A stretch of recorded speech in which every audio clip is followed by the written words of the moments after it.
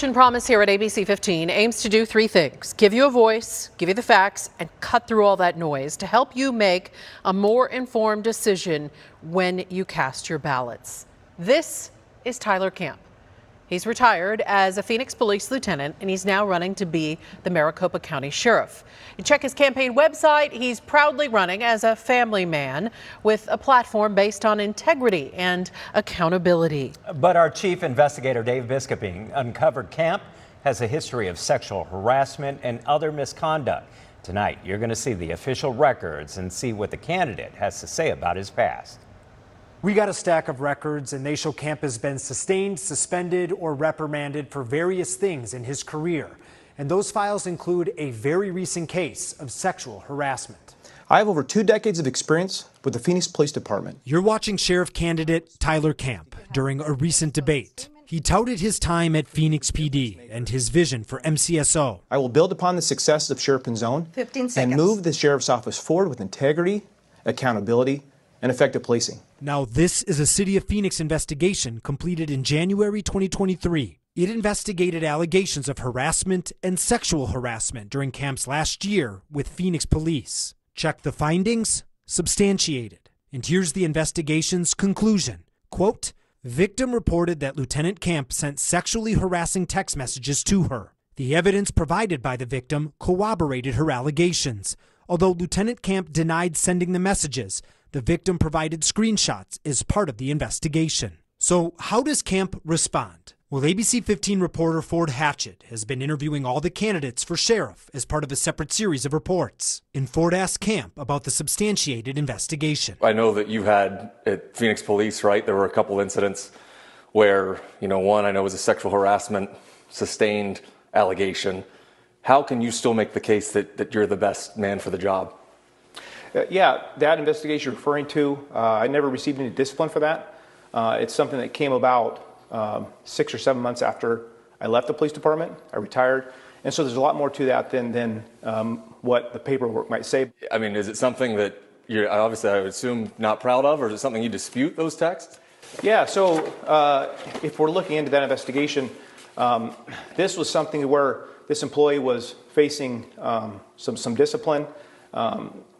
Unsatisfactory performance. This was 6 or 7 months after I had already left the department, had retired and moved on. From my understanding is it was more of like a shotgun blast, just trying to maybe mitigate some of her performances to avoid attention being drawn to herself. Kamp retired in September 2021. The sexual harassment came to the attention of the city EOD department months later, in February 2022. It is after you're retired. You don't face any discipline, but I think from the outside, somebody looks at that, well, maybe the only reason he's not facing discipline is because he's already out of the force. They did find that the allegations were sustained. Do you think you would have faced discipline if you were still in the force? Yeah, this wasn't a full investigation. It was not a complete investigation. And so, no, I think the text messages you're referring to were completely taken out of context. In the records, it shows even though he was retired, he was interviewed and asked about all the allegations. Kamp also says the text messages were taken out of context. We reviewed the screenshots obtained by investigators. Hundreds and hundreds of text messages sent from Kamp to the officer in training. Here's a few cited in the final investigation. You're too cute, haha. Maybe 'cause you're 100 pounds. Smiley face. I think I'm turned on, LOL. Yoga pants? Shoot, I missed it. A little heads up next time, please.